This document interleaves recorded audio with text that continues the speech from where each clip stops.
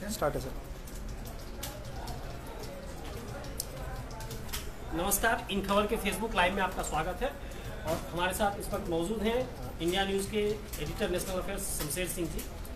कल लोकसभा में मोदी सरकार के खिलाफ अविश्वास प्रस्ताव पर बहस होनी है, वोटिंग होनी है। ये प्रस्ताव टीडीपी और कांग्रेस ने लाया है, जिसपे कल सुबह 11 बजे लोकसभा में बहस की शुरुआत होगी और बहस काफ़ी लंबी चलेगी। और जब इस पर वोटिंग होगी तो ये साफ होगा कि बहुमत किसके पास है।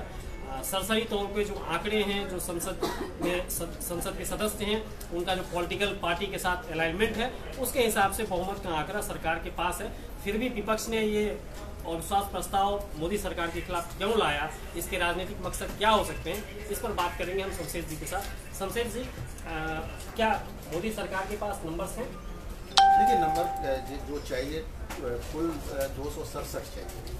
जो अभी की वर्तमान जो स्थिति संख्या है लोकसभा की, उसमें जो 267 चाहिए बीजेपी को, जबकि 272 इनके पास खुद है। और अगर आप एनडीए को जोड़ लें तो 312 होते हैं। तो संख्या की तो कोई बात ही नहीं है। विश्वास और विश्वास प्रस्ताव गिरेगा, ये तय है। लेकिन जो बात, ये सवाल यही उठता है कि ये सब कुछ जानते हुए भी विपक्ष ने, कांग्रेस ने आखिर अविश्वास प्रस्ताव लाया क्यों? सवाल ये उठता है। तो उसके पीछे कई सारी वजह होती है, खास करके जब होता है कि एक जो तमाम पार्टियां होती हैं वो पहले ये टटोलने की कोशिश करती है कि किस मुद्दे पर तमाम विपक्ष उनके साथ खड़ा है। कौन सा ऐसा मुद्दा होगा जिस मुद्दे को लेकर वो तमाम विपक्षी पार्टियों को अपने साथ कर सकता है, क्योंकि कुछ महीनों बाद चुनाव होने, तो उसमें ये तय होगा कि ये मुद्दे हैं जिन पर तमाम विपक्षी पार्टियां उनके साथ होगी। इसके अलावा वो ये देखते हैं कि उनकी ताकत कितनी है। विपक्षी पार्टियां अपना स्ट्रेंथ घंटे 1.5 घंटे वो भी अपनी बात रख देंगे, अपनी बातों को रखेंगे। कल सोनिया गांधी ने मीडिया के सामने ये कहा कि नंबर किसके पास है, ये आपको कैसे पता? उनका कहना ये था कि नंबर हमारे पास है। तो सोनिया गांधी इतनी अपरिपक्व राजनीतिक नहीं है कि वो ये जानते हुए कि वो हारने वाली, उनके पास नंबर नहीं है, और वो मीडिया से ये कहें कि हमारे पास नंबर है। देखिए, मोरली आप ये करें कि आपने अविश्वास प्रस्ताव लाया और पहले आप कह दें कि मेरे पास नंबर नहीं है, तो ऐसे ही अविश्वास प्रस्ताव गिर जाएगा। आपने तो जब अविश्वास प्रस्ताव लाया तो आपने स्पीकर को ये कहा होगा कि हमारे पास ये दल है, ये दल है, ये दल है, और हमें भरोसा है कि हम सरकार के खिलाफ, तब तो आपका अविश्वास प्रस्ताव वरना खारिज हो जाएगा। और अगर आप खुद ही कहेंगे कि हमारे पास संख्या नहीं है, तो किस मुँह से आप संसद में वोटिंग कराएंगे? किस मुंह से आप जो तमाम दल, विपक्षी दलों का कल 11 बजे से शुरू है, इस पर बहस होगी, दिन भर बहस चलेगी, किस मुंह से क्या कह के बहस करेंगे? तो सोनिया गांधी के उस बयान को पोस्टरिंग से मान लिया, बिल्कुल 100%। क्योंकि आप संख्या देखें, ना सिर्फ एनडीए की संख्या देखें, बल्कि आप ये देखें कि जिनको लेकर कांग्रेस को खास करके जिन पार्टियों से उम्मीदें थी, कुछ विरोधियों से उम्मीदें थी, जो सांसद जैसे आप शत्रुघ्न सिन्हा, कीर्ति आजाद को लें, शिवसेना को लें, शिवसेना को लेकर सबसे ज़्यादा थी कि काफ़ी नाराज चल रहे, हो सकता है उसके 18 सांसद जो हैं वो उनके खिलाफ, सरकार के खिलाफ आ जाएं, शत्रुघ्न सिन्हा सरकार के खिलाफ आ जाएं। कुछ ऐसे नाराज सांसद भी हो सकते हैं जिनको लगे कि पार्टी में अगले चुनाव में उनका टिकट कट जाएगा, तो वो इनके साथ आ जाएं। लेकिन अब तो चीज़ें और भी क्लियर हो गई हैं। शिवसेना ने साफ तौर पर कहा कि वो सरकार के साथ है। शत्रुघ्न सिन्हा ने कह दिया ऐलान करके कि वो अपनी पार्टी के लिए है। इसके बाद और तो छोड़िए, आप AIDMK के जिसके काफ़ी ज़्यादा सांसद हैं, उसने भी कहा कि वो, तो अब आप देखें संख्या, अगर देखें तो कितनी कम संख्या बचती है। तो ये सिर्फ पोस्चरिंग थी, ये सिर्फ ये दिखावा था एक। और बाकी अगर आप लीड कर रहे हो, अगर आप सरकार के खिलाफ कोई जंग लड़ने जा रहे हो, तो आप अगर उसके मुखिया हो, आप उसके सेनापति हो, तो आप कैसे ये बात कहोगे कि हमारे पास संख्या नहीं है, हमारे पास, तो आपको कहना ही पड़ेगा। बेशक आप जानते हुए कि हम युद्ध हार जाएंगे, हमारी वहाँ हार होगी, लेकिन आप कहोगे कि नहीं, आखिरी वक्त तक आप कहोगे कि हम जीतेंगे।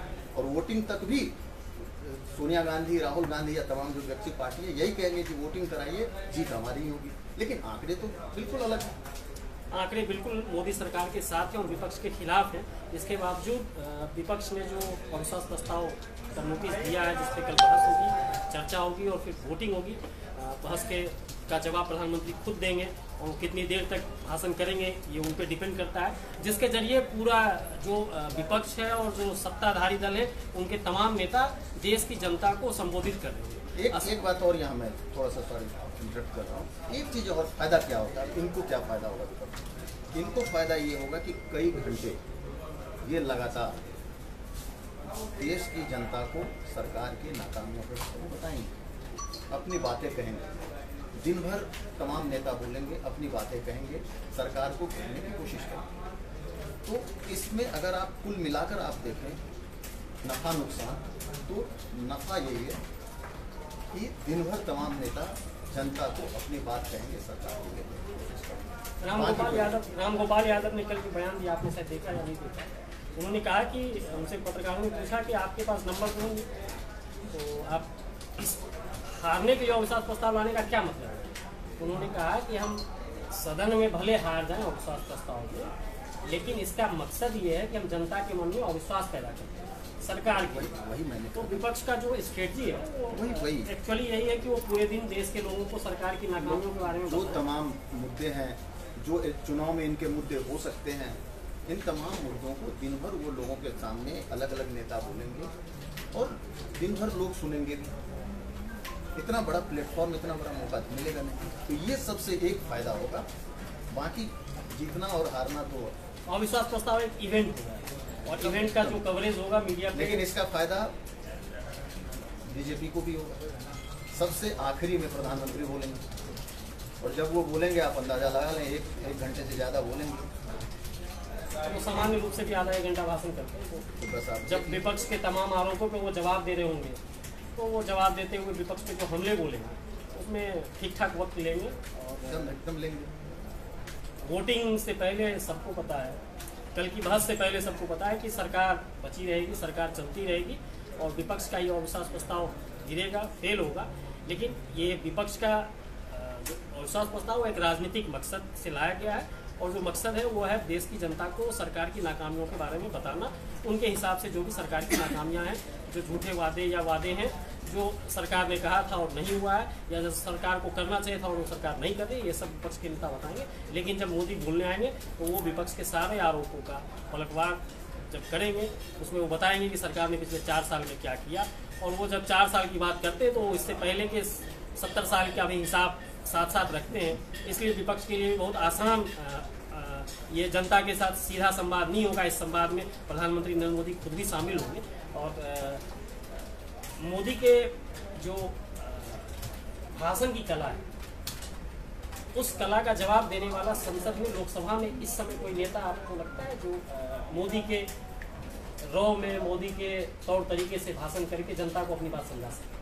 देखिए, कांग्रेस में, बाकी पार्टियों में कुछ नेता हैं, आप ज्योतिरादित्य सिंधिया हैं, अच्छा बोलते हैं, खड़गे हैं, अच्छा बोलते हैं, लेकिन आप अगर उनकी तुलना अगर आप नरेंद्र मोदी से करें, प्रधानमंत्री से करें, तो प्रधानमंत्री भारी पड़ते हैं। 20 बगैर भाषण की वही प्रधानमंत्री भारी। बस खड़गे का कोई नेशनल अपील नहीं है, सिंधिया का भी कोई नेशनल अपील नहीं है, भले वो पॉपुलर नेता हो लेकिन कोई नेशनल अपील जिसका वही मैंने कहा कि अगर आप तुलना प्रधानमंत्री से करेंगे, प्रधानमंत्री मोदी से करेंगे, ऐसा नहीं कि कांग्रेस के पास या विपक्ष के पास वक्ताओं की कमी होगी।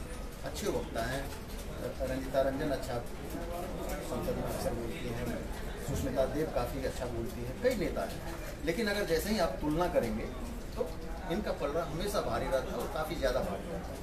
तो अब चीज़ें यही होती है कि दिन भर ये नेता बोलेंगे, तो ऐसा ना हो कि शाम में जब प्रधानमंत्री बोलेंगे तो सारा शो अपने हिस्से ना लेके चले। ज़्यादा संभावना इसी बात की। पूरे दिन की जो कवायद होगी उसकी टीआरपी शाम में प्रधानमंत्री आकर अकेले बटोर कर ले जा सकते हैं। ये खतरा विपक्ष के सामने होगा और विश्वास प्रस्ताव का जो फायदा विपक्ष को दिख रहा है उसमें मोदी आखिरी समय पर आकर रंग में भंग डाल सकते हैं। तो नंबर्स के हिसाब से आप कुछ देखिए, जो मैं जरा एक बार वो आंकड़ा बताऊं, नंबर जो संसद के लोकसभा का बताऊं, 545 टोटल संख्या है। स्पीकर को जो 10 सीटें अभी खाली हैं, 9 पहले से थी, एक आज बीजेडी के सांसद जय पंडा का इस्तीफा मंजूर हो गया, 10 सीटें खाली हो गई, तो 234 हुए। अब उसमें आप 234 में टीडीपी के एक सांसद ने कहा कि वो वोटिंग नहीं करेंगे, तो कुल मिलाकर वोटिंग होगी 233 में।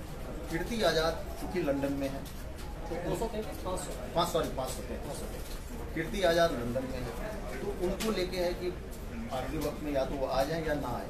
तो आप मानो कि 533 पे भी अगर वोटिंग होती है तो 267 चाहिए, 273 ऑलरेडी इनके पास है, खुद के सांसद भाजपा के 273 हैं। इसके अलावा पूरे एनडीए की देखें तो 312 सांसद हैं। एआईडीएमके के अगर आप एआईडीएमके के सांसदों को देख लें तो उनकी भी संख्या काफ़ी ज़्यादा है। तो इसलिए कोई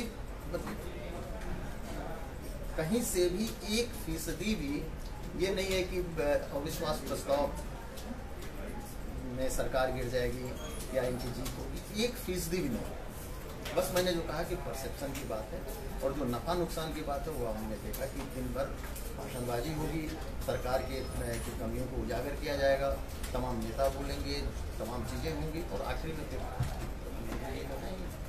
तो कल परसेप्शन की लड़ाई विपक्ष और सरकार के बीच लोकसभा में होगी, और इस अविश्वास प्रस्ताव में सस्पेंस जैसा कुछ भी नहीं है। मोदी जी के पास, मोदी जी की सरकार के पास पर्याप्त नंबर है सरकार चलाने के लिए अगले चुनाव तक, और विपक्ष का प्रस्ताव गिरने वाला है। लेकिन ये पॉलिटिकल माइलेज कल बहस से कौन लेकर निकलेगा, ये प्रधानमंत्री के भाषण के खत्म होने के बाद ही पता चलेगा। तब तक बने रहिए आप हमारे साथ। इन खबर